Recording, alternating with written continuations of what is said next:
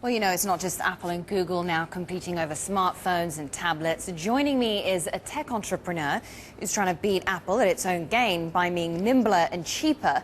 Ruslan Kogan founded Kogan Technologies in 2006. The company specializes in consumer electronics such as Blu-ray players, flat-screen TVs and digital cameras. In just over 4 years, it's sold more than 200,000 products directly through its website. Its latest gadget is the Agora Android tablet, which retails for about $160, a long way below Apple's iPad, which starts at $499. Ruslan Kogan joins me live now from Sydney. Ruslan, good to see you. Thanks so much for coming on the show. So, I mean, this is a pretty remarkable, this is a pretty remarkable comparison, isn't it? I mean, you've got, for your tablet, 160 versus 499 for Apple. Question is, are customers going to go for it? Well, certainly, you know, the whole Kogan business is all about giving customers exactly what they want. And the reason we launched the tablet is because we've done our research, we've engaged with our customers on the Kogan Facebook and on the blog and said, well, exactly what do you want? And we saw that people are wanting tablets and people love the iPad. But some people were saying, well, you know, for $400 or $500, I'd feel a bit guilty buying it, or, you know, I'd feel bad if my kid dropped it. And it's a totally different market for those sort of products.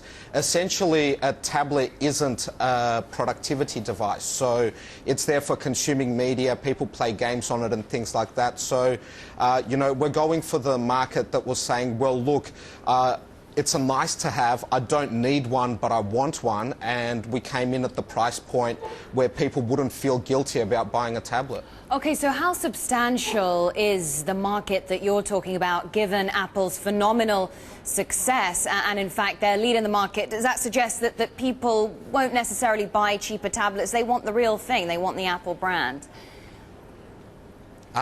Yeah, well, certainly, you know, Apple has an amazing product. The user experience on the iPad is phenomenal, and they released the iPad 2 before anyone had even caught up to the iPad 1.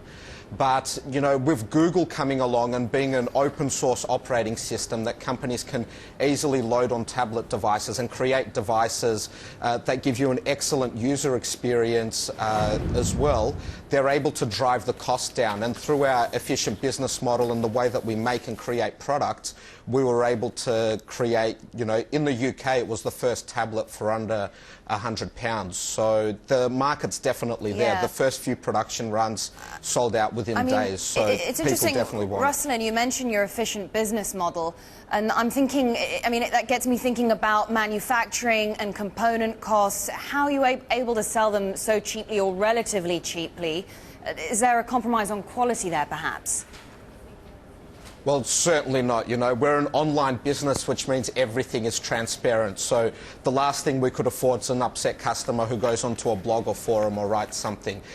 The way that we achieve better prices is through efficiency in our business. So efficiency from the way that we run the business, it's all in the cloud, it's all efficient processes, and all the way through to how we distribute and sell our products. It's all online. It's a direct-to-consumer business model, and efficiency through the way that we communicate with our customers. It's all using social networks and Facebook and Twitter and blogs to find out exactly what our customers are after.